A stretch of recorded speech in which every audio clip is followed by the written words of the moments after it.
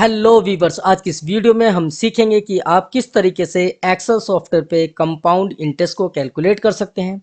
तो चलिए आइए स्टार्ट करते हैं। सबसे पहले आप अपने कंप्यूटर पे कोई भी एक ब्राउज़र को स्टार्ट कर लीजिए। मैं यहाँ पे फायरफॉक्स को ओपन कर लेता हूँ। ओपन करने के बाद यहाँ पे आप गूगल ओपन कर लीजिए। गूगल ओपन करने के बाद आपको गूगल पर सर्च करना है कैलकुलेटर डॉट नेट। ये आपको एक वेबसाइट सर्च करना है। उसके बाद एंटर प्रेस करेंगे तो यहाँ पे कैलकुलेटर डॉट नेट नाम से वेबसाइट आ जाएगा, जो चीज़ों को कैलकुलेट करने के लिए यूज करते हैं। अब हम इस पर क्लिक करेंगे। क्लिक करने के बाद कैलकुलेटर डॉट नेट की वेबसाइट ओपन हो जाएगी, जिसमें हम यहाँ पे आप देखेंगे बहुत सारे ऑप्शंस देखने को मिल रहे होंगे आपको। आपको फाइनेंस कैलकुलेटर के ऑप्शन पे क्लिक करना है। उसके बाद जब आप क्लिक करेंगे तो यहाँ पे फाइनेंस से रिलेटेड जो भी कंडीशंस हैं या कह लीजिए जो फंक्शंस हैं वो यहाँ पे आपको देखने को मिलेगी। आपको क्या चीज़ फाइनेंस से रिलेटेड कैलकुलेट करना है। तो हमें तो करना है कंपाउंड इंटरेस्ट को कैलकुलेट, तो आप इंटरेस्ट के जो ऑप्शन पे क्लिक कर दीजिए। क्लिक करने के बाद यहाँ पे इंटरेस्ट कैलकुलेटर लिखा हुआ आ जाएगा। यहाँ पे कुछ ऑप्शंस हैं जिन्हें आप फिलअप करेंगे तो उसके अकॉर्डिंग यहाँ पे रिजल्ट दिखाई देगा, और डाउन साइड में भी रिजल्ट दिखाई देता है यहाँ पे भी। अब हमें करना क्या है, हमें कंपाउंड इंटरेस्ट को कैलकुलेट करना है। तो यहाँ पे कंपाउंड इंटरेस्ट को कैलकुलेट करने के तरीके हैं कि आप annually, semi annually, quarterly, monthly, किस तरीके से आप यहाँ पे कैलकुलेट करना चाहते हैं। और जो ये फॉर्म है, इस फॉर्म को आपको फिलअप करना है और उसी के अकॉर्डिंग रिजल्ट आएगा। अब हम साथ ही साथ एक्सेल को भी ओपन कर लेते हैं। एक्सेल को ओपन करने के बाद ब्लैंक वर्कबुक ले लेते हैं, और यहाँ पे भी हम एक्सेल पे फॉर्मूला सेट करेंगे, क्योंकि यहाँ पे तो ऑटोमेटिक निकल के आ जाएगा। अब यहाँ पे देखिए 20,000 लिखा है, और उसके आधार पे जो भी चीज़ फिलअप है उसके अकॉर्डिंग यहाँ पे रिजल्ट शो कर रहा है। लेकिन हमें कंपाउंड इंटरेस्ट निकालना है। जब आप नीचे डाउन करेंगे, इसे डाउन साइड में जाएंगे तो यहाँ पे सिंपल इंटरेस्ट, और इससे भी डाउन जाते हैं तो कंपाउंड इंटरेस्ट से रिलेटेड यहाँ पे एग्जाम्पल दिया हुआ है। और एग्जाम्पल में आपको देखेंगे कि यहाँ पे लिखा हुआ है $100, 10%, और यहाँ पे उसकी जो वैल्यू है वो निकल निकल के किस तरीके से आई है। तो हम जब ऊपर जाते हैं दोबारा, तो इसी के आधार पे हम यहाँ पे चीज़ें भर लेते हैं, ताकि यहाँ पे जो रिजल्ट शो करेगा उसी के आधार पे हम एक्सेल पे भी निकालते हैं। तो यहाँ पर जो 20,000 लिखा हुआ है यहाँ पे हम 100 डाल देते हैं। एनुअल कंट्रीब्यूशन हमें कुछ नहीं करना है, इसे 0 कर देते हैं। इंटरेस्ट रेट कितना था अभी हमने देखा था, 10% था। हाँ, 10%। तो हम यहाँ इसमें भी इंटरेस्ट रेट को 10% कर देते हैं। 10% हो गया। अब कंपाउंड आपको एनुअली करना है या मंथली करना है, तो हम यहाँ पे अभी एनुअली रहने देते हैं। अब कह रहा है कि इन्वेस्टमेंट लेंथ कितने साल के लिए, मतलब 5 है या कितने मंथ के लिए, तो हमने यहाँ पे कर दिया कि जी मुझे 15 साल के लिए देखना है। तो हमने क्या क्या चीज़ भरा, एक तो यहाँ पे $100 भर दिया, और यहाँ पे 10% एनुअली, 15 ईयर्स, और ये 0 है और इसे भी 0 ही कर देते हैं, इन्फ्लेशन। अब उसके बाद जब आप कैलकुलेट पे क्लिक करेंगे तो यहाँ पे देखिए ये जो रिजल्ट है ये भी चेंज हो जाएगा, और नीचे यहाँ पे 15 ईयर्स के लिए दिखाई देगा। अभी 5 ईयर्स के लिए था, मैंने 5 को 15 करा था। तो कैलकुलेट पे जब आप क्लिक करते हैं तो आप देखेंगे कि यहाँ पे देखिए रिजल्ट आ गया इसका। अब यहाँ पे $100 हो गया। ये 100 रुपीज़ ही मानिए, डॉलर का तो साइन लगा होगा क्योंकि ये मतलब विदेशी साइट है। तो यहाँ पे 100 रुपीज़ मान लीजिए, 10% एनुअली देखना है और 15 ईयर्स के लिए। तो हमने कैलकुलेट करा, और यहाँ पे इसका सारा कंपाउंड इंटरेस्ट की जो चार्ट शीट है वो यहाँ पे निकल के आ गई। अब इसी के आधार पे ये जो आंसर है ये तो एक्यूरेट है भाई, ऑनलाइन आपने देखा है। अब हमें इसी को एक्सेल पे निकालना है, तो किस तरीके से आप एक्सेल पे बनाएंगे ये चलिए सीखते हैं।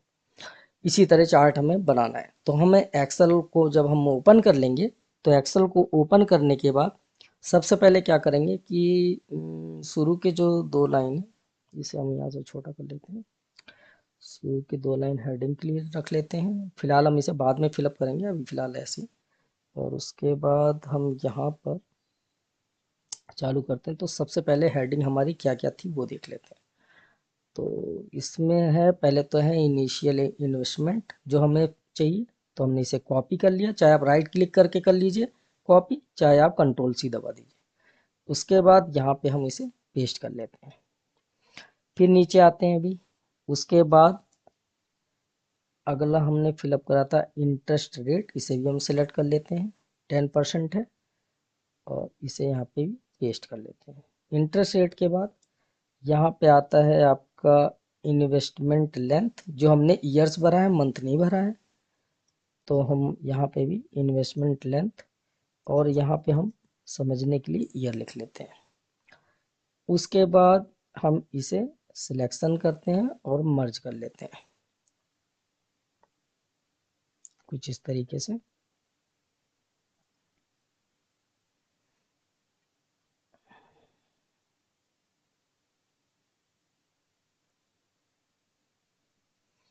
और यहाँ पे उसकी वैल्यू हम फिलअप करेंगे। तो हमने 100 रुपीज लिख लिया 10% पे और 15 ईयर्स के लिए। क्लियर, इतना चीज हमने वहां से उठा लिया है। अब यहाँ पे आते हैं दोबारा। अच्छा जी, अब नीचे की हेडिंग देखते हैं, हमें क्या चाहिए, year deposit interest ending balance. Okay, तो हम यहाँ पर लिख लेते हैं, पहला तो ईयर, फिर था डिपॉजिट था, तो हम यहाँ पे लिख लेते हैं डिपॉजिट अमाउंट। और लेकिन हम कंपाउंड इंटरेस्ट अब यहाँ पे अपनी तरफ से बना रहे हैं, तो हम यहाँ पे एक और हेडिंग ले लेते हैं, प्रिंसिपल अमाउंट। अच्छा जी, डिपॉजिट अमाउंट, प्रिंसिपल अमाउंट, यहाँ देख लेते हैं क्या डिपॉजिट के बाद है इंटरेस्ट और एंडिंग बैलेंस। डिपॉजिट के बाद है इंटरेस्ट और एंडिंग बैलेंस, तो यहाँ पे हम लिख लेते हैं इंटरेस्ट और एंडिंग बैलेंस। ओके जी, सभी को सिलेक्ट करते हैं और ऑटो फिट कॉलम विथ पे क्लिक कर लेते हैं। लो जी, से भी हेडिंग में कन्वर्ट कर लिया हमने। अब उसके बाद ईयर में हम 1 2 और इसे 15 तक ड्रैग कर लेते हैं। अब जूम करते हैं, क्योंकि हमें पता चल चुका है कि कहाँ तक हेडिंग जाएगी। अभी तक हेडिंग का थोड़ा सा पता नहीं चल रहा था, इस वजह से अब थोड़ा सा जूम हम कर सकते हैं।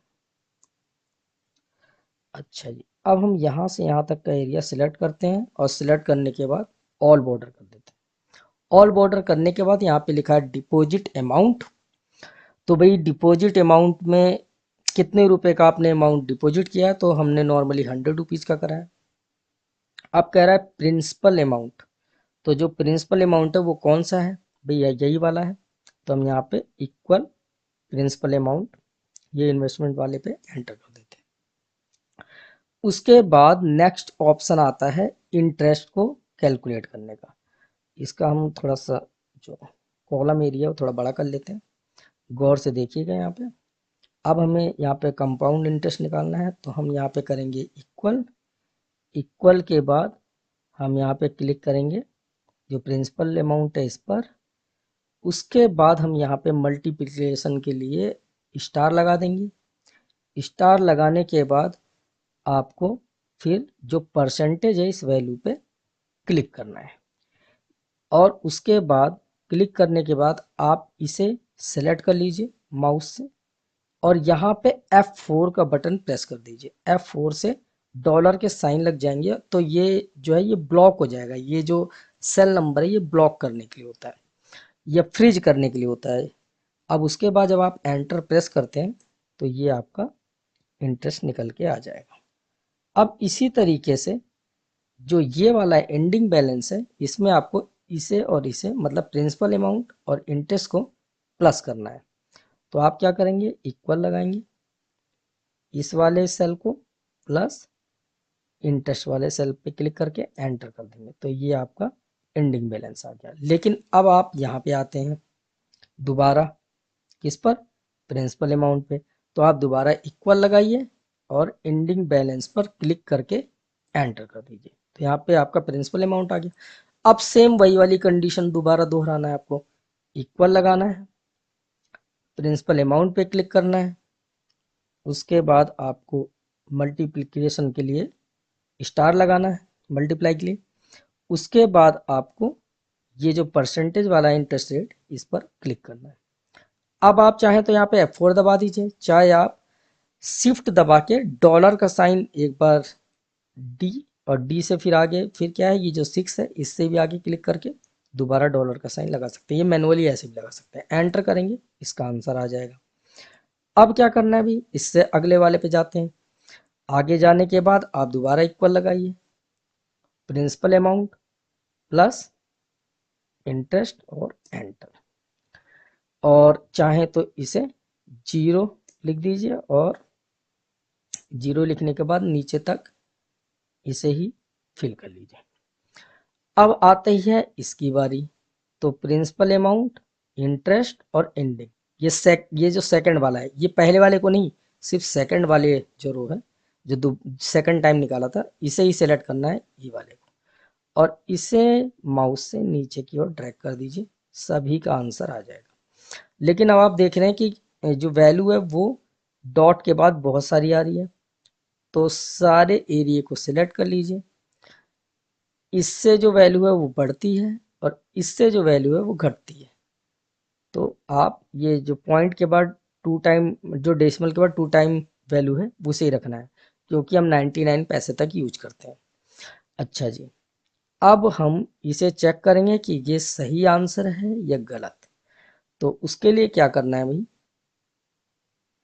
इसे थोड़ा सा और जूम कर लेते हैं। अब आप देखेंगे, चलते हैं हम इस पर। तो भाई अब यहाँ पे देखिए, सबसे पहले यहाँ पे है, पहले में 100, 10 और 110। तो हम इसे भी छोटा कर लेते हैं स्क्रीन को। अब देखिए, मिलाते हैं, देखिए सेम है, 100, 10, 110, 100, 10, 110। फिर उसके बाद है एक एक ही चीज़ देख लेते चाहे, 110 ये रहा, फिर 121 ये रहा, फिर 133 ये रहा, फिर 146, सॉरी ये रहा, फिर उसके बाद 161 है, ठीक है। इस तरीके से तो सभी चीज़ आप चेक कर लीजिएगा। बाकी तो आंसर ठीक ही निकले, क्योंकि ड्रैग किया गया है। और जिसका लास्ट है, जो 15 ईयर्स का एनुअली है, वो है 417, और यहाँ पे देखिए 417 रुपीज़ 72 पैसे। देखिए आ गया ना एकदम एक्यूरेट। तो इस तरीके से हम एनुअली कंपाउंड इंटरेस्ट को कैलकुलेट कर सकते हैं।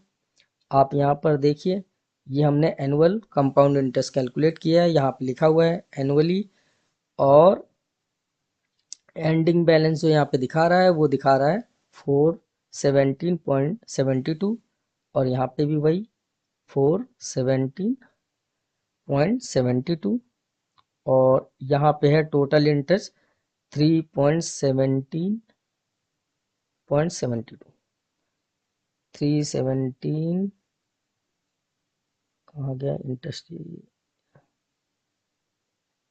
कहाँ का भी कौन सा इंटरेस्ट है ये, अच्छा टोटल इंटरेस्ट, अच्छा इसमें टोटल ही इन्होंने इंटरेस्ट निकाल, ये टोटल प्रिंसिपल एंडिंग बैलेंस आ गया। अच्छा अच्छा, तो टोटल इंटरेस्ट को आपको अगर देखना है, तो आपको क्या करना होगा भाई, इसे आपको सम करना होगा। यहाँ पे हम एक बार चेक कर लेते हैं भाई, इक्वल सम, उसके बाद सारे इंटरेस्ट को उन्होंने सम कर दिया, तो ये आ गया 317.72।